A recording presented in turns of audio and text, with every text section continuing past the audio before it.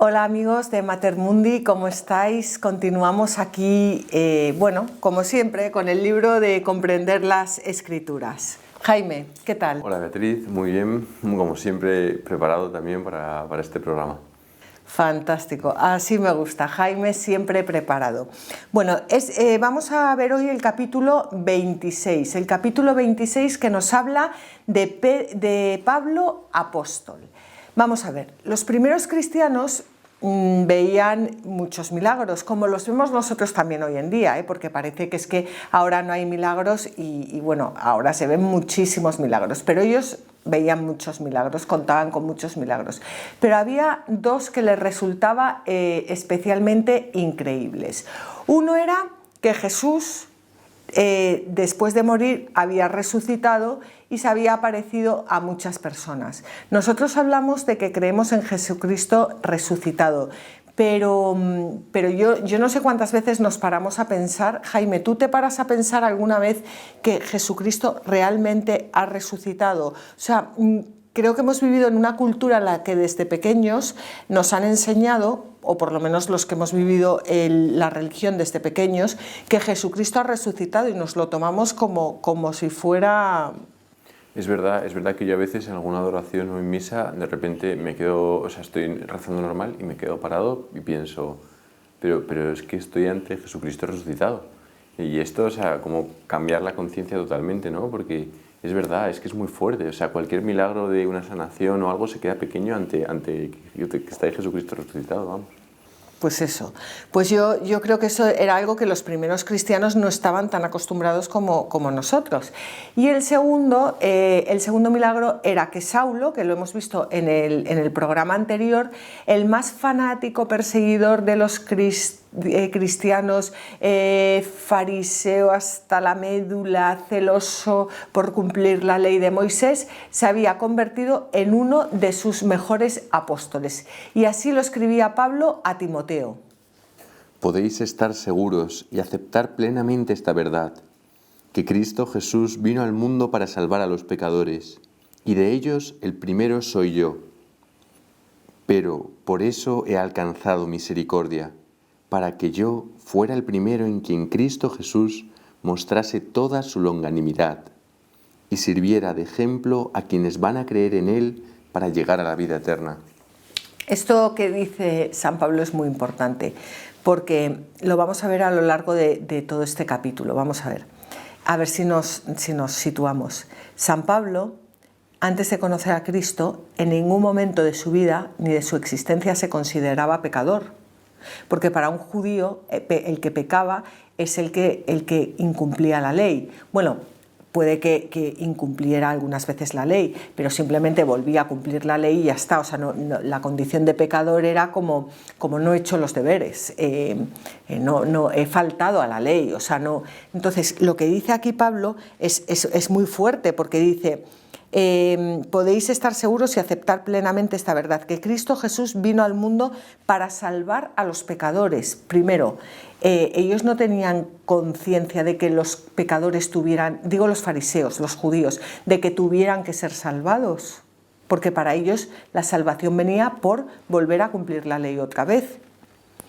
Y de ellos el primero soy yo, o sea, en la conversión, que es lo que yo también intentaba decir en algún programa anterior, en la conversión supone un cambio radical de vida, porque en la conversión uno tiene un encuentro personal con Cristo y se hace consciente, toma conciencia de que es pecador.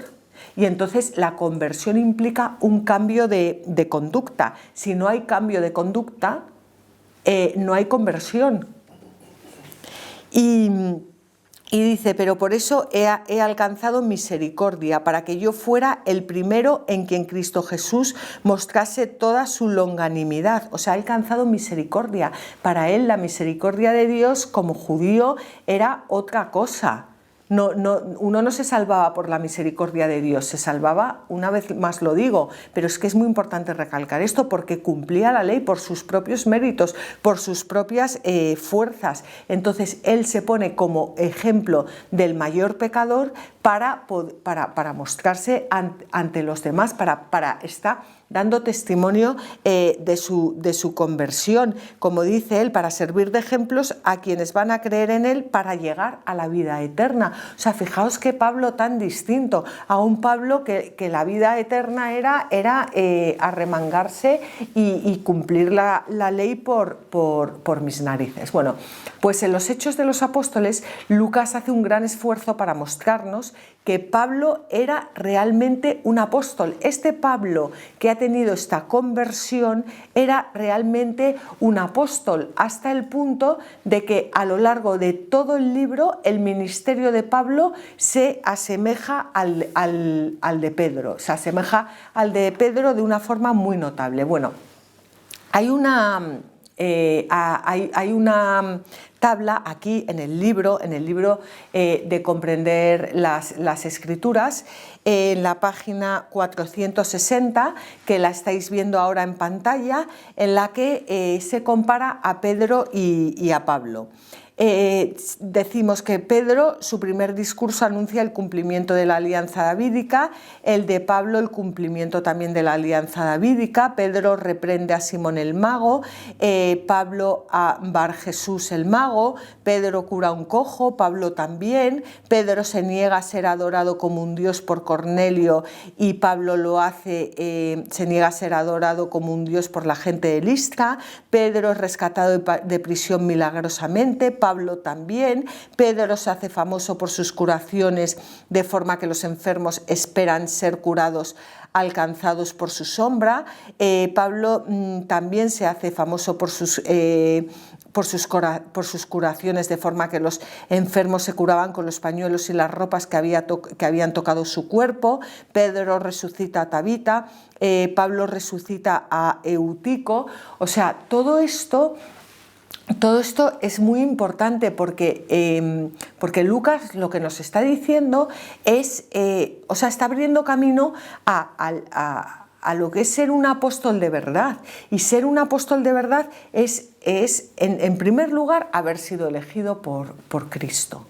Pero que aunque Pablo no estuvo en la época en la que, no estuvo al lado de Jesucristo, Pablo ha tenido un encuentro con Cristo, Pablo ha hablado con Cristo. En la Biblia se nos habla de la conversión, de cuando se cae del caballo, pero vamos, a mí no me cabe la más mínima duda de que Pablo habló con Cristo, de que Cristo se le apareció a Pablo, de hecho ya lo dice él. Bueno, pues Pablo es el apóstol de los gentiles, se conoce como el apóstol de los gentiles y es elegido por Jesús para una misión muy específica, que es llevar el evangelio a los gentiles. Y nadie, como ya dijimos en el programa anterior, está mejor cualificado que ello, porque conoce perfectamente todo lo que es la religión judía y además está metido de lleno en toda la literatura y toda la filosofía griega.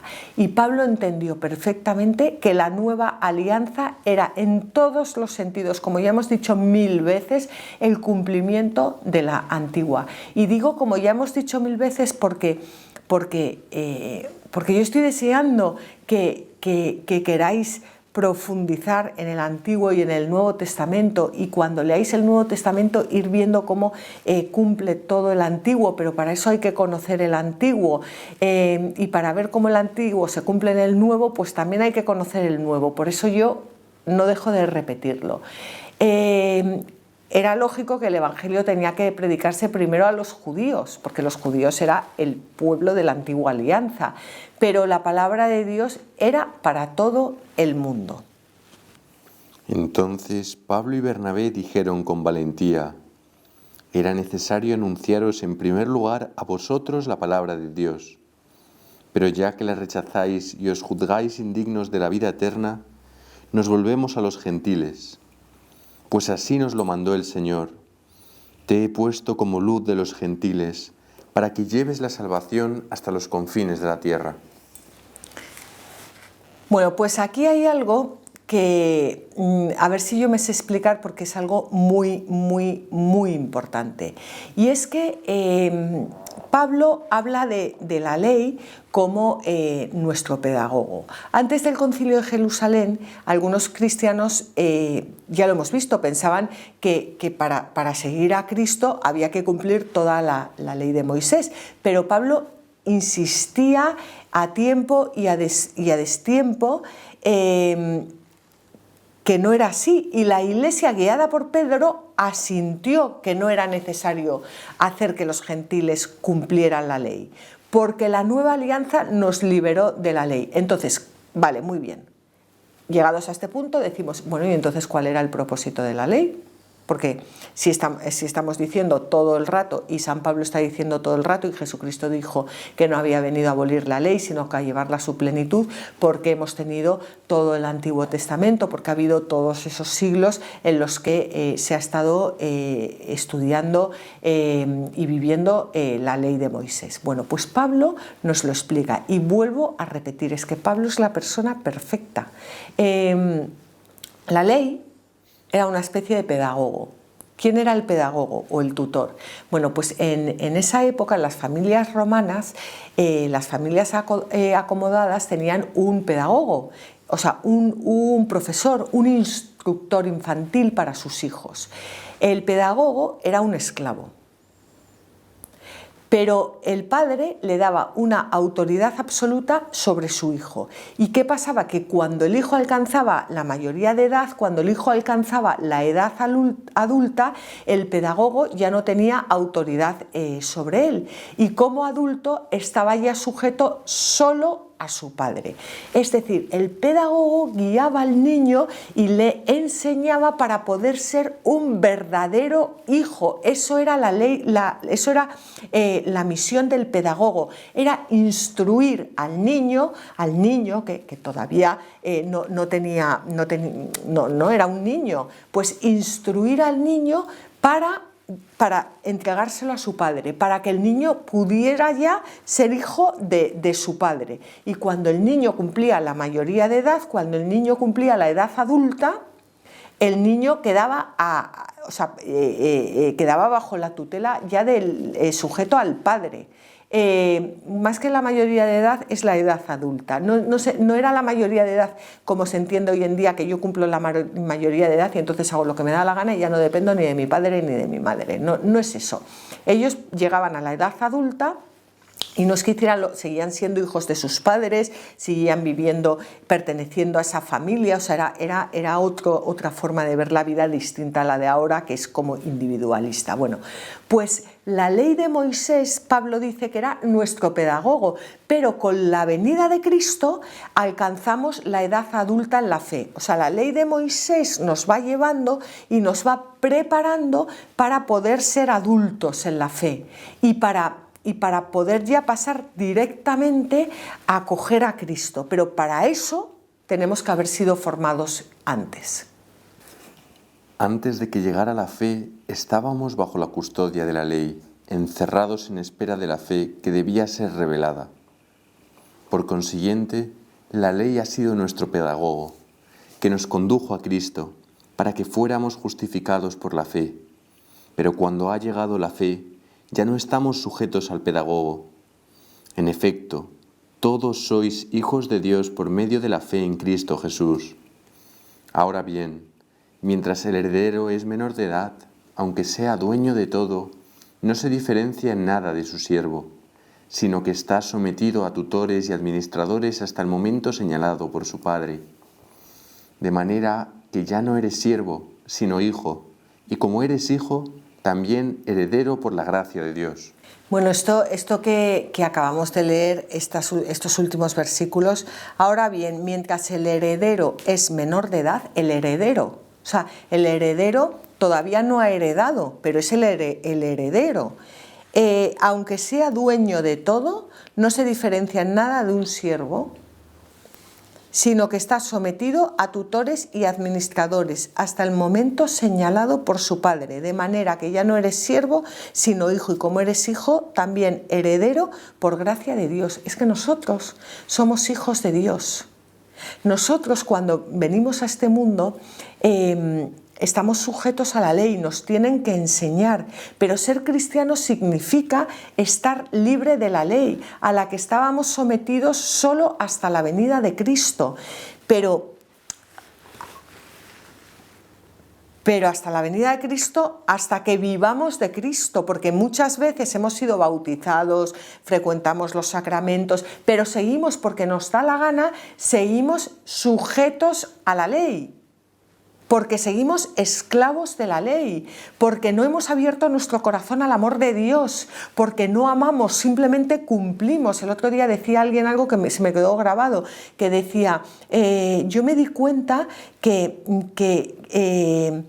yo tenía, en vez de la visa oro, tenía la misa oro, que iba a misa todos los días, pero que estaba... Que no, hasta que tuve ese encuentro con Jesucristo. Es que nosotros mismos nos hacemos esclavos. Yo no sé si esto se entiende bien, pero me importa muchísimo que se entienda bien, porque Jesucristo viene a liberarnos, viene a darnos la plenitud, viene a llenarnos de su espíritu de amor, para que no seamos esclavos, para que no cumplamos las cosas a regañadientes, sino para que hagamos todo por amor. ¿Y quién nos muestra que somos pecadores? Nos muestra que somos pecadores la ley, que eso es lo que decíamos antes de San Pablo al comenzar este programa, que es que Pablo, reconocerse pecador, es que ha tenido una conversión del patín.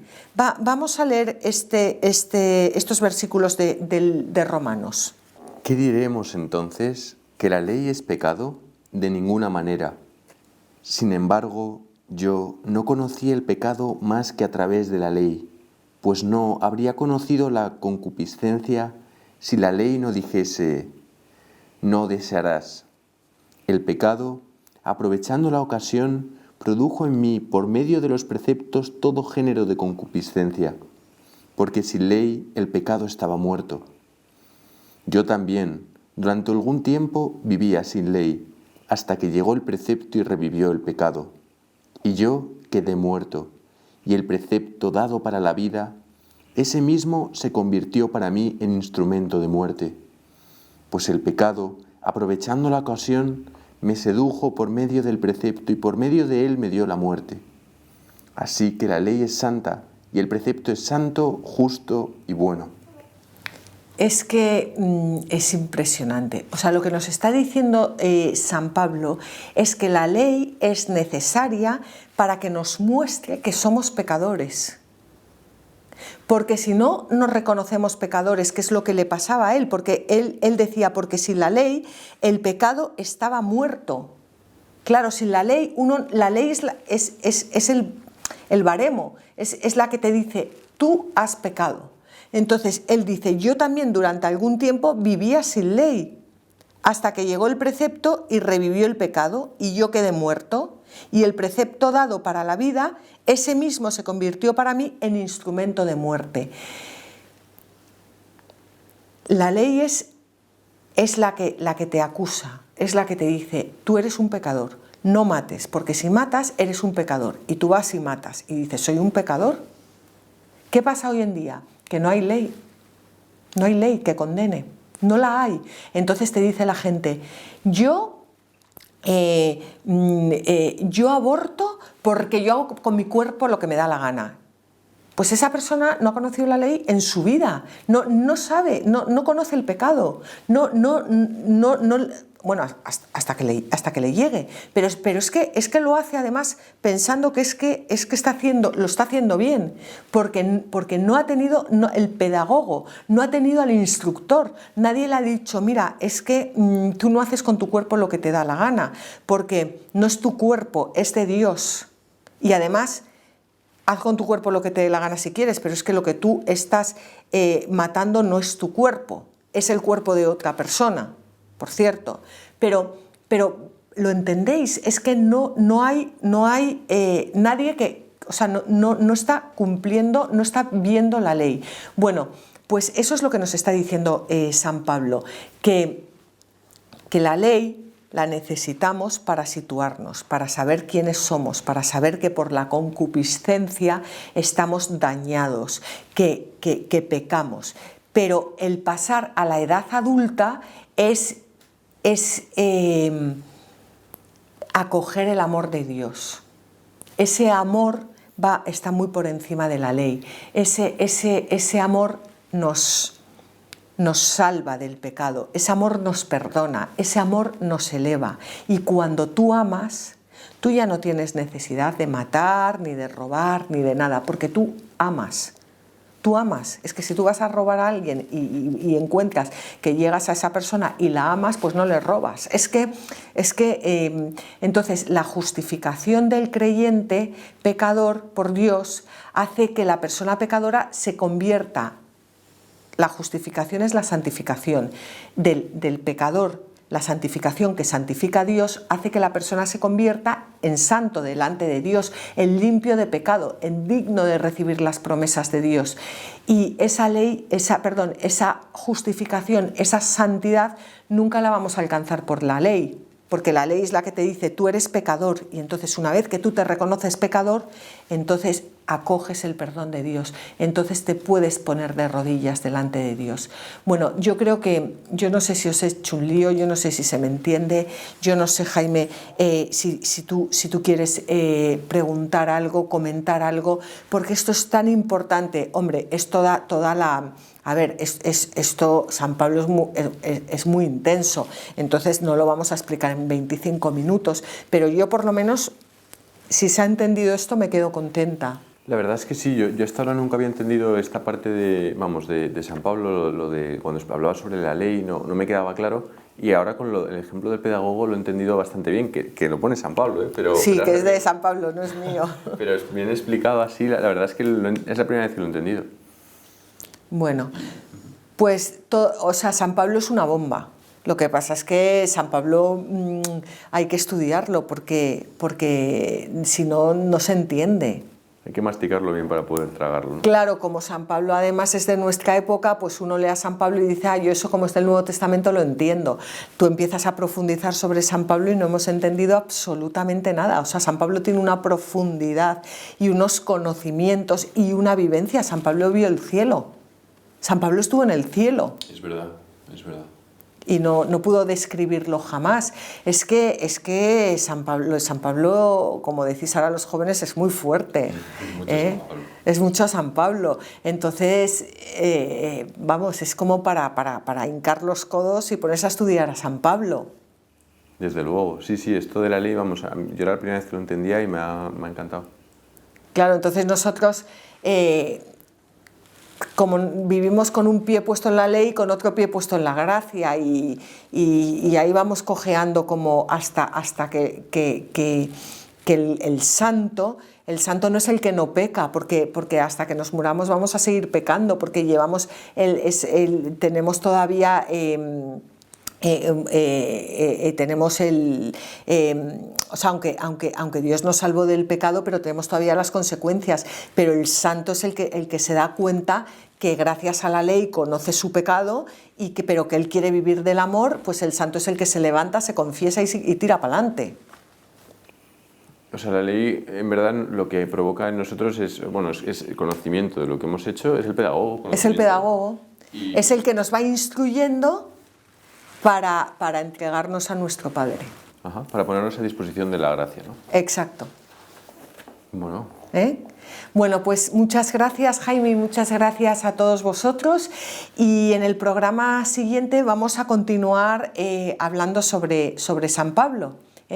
Gracias.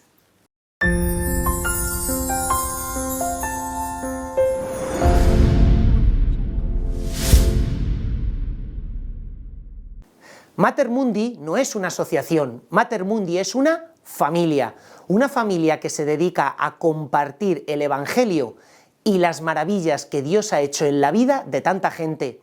Te lo digo a ti, que ya tienes experiencia del bien tan impresionante que hacen estos vídeos.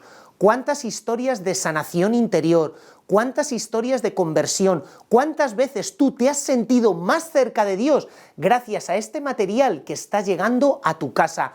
Por eso te pedimos que nos ayudes a seguir realizando esta tarea de llevar el Evangelio. Aquí abajo aparecen todos los datos a través de los cuales tú puedes seguir colaborando económicamente para que tantos voluntarios de esta asociación, de esta familia de Mater Mundi, puedan seguir trabajando y llevando su evangelio a todos los rincones. Muchísimas gracias por colaborar con nosotros.